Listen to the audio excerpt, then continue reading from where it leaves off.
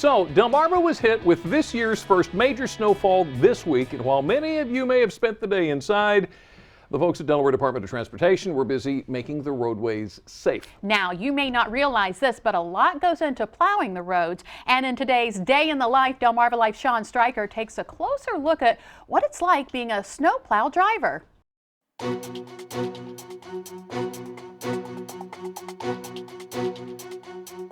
As pretty as snow can be to look at, it can be equally as ugly to drive in. Fortunately, there's a group of people out there working tirelessly to keep the roads clear. But their work begins well before the first snowflake hits the ground. As soon as we start to get forecasts from the National Weather Service, typically here in Delaware, our forecasts are kind of iffy until right before the event.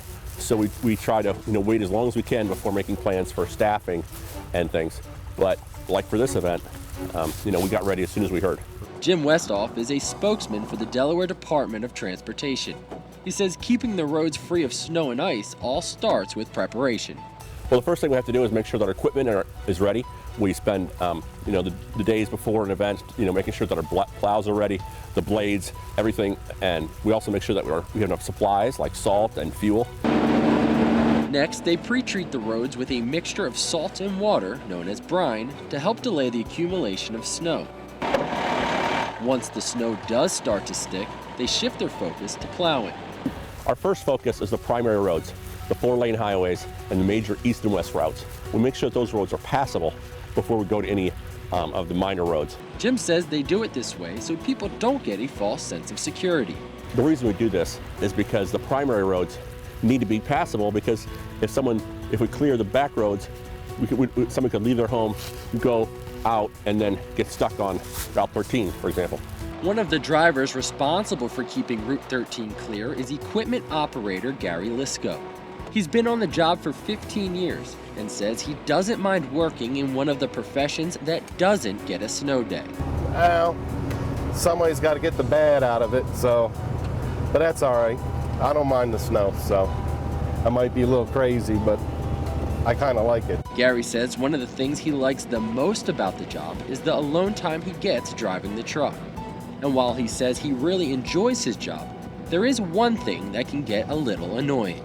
Not be able to see with the snow coming down so heavy. Can't see, got to stop, clean the wipers off.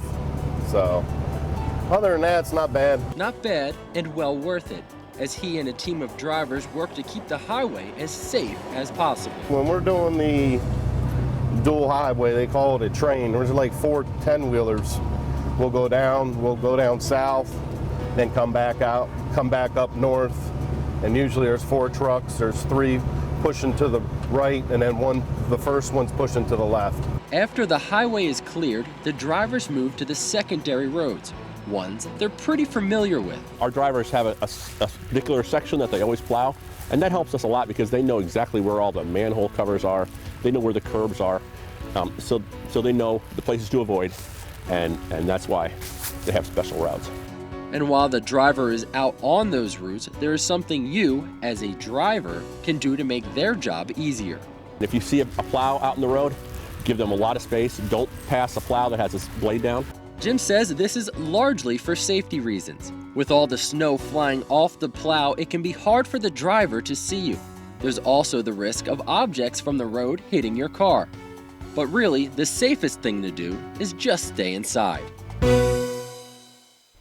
If you're wondering how long the drivers work when there's a snowstorm, Jim says they work until the job is done, taking breaks when they're tired, of course. And these guys don't like to stop until they're done, Right. so they don't take too many breaks.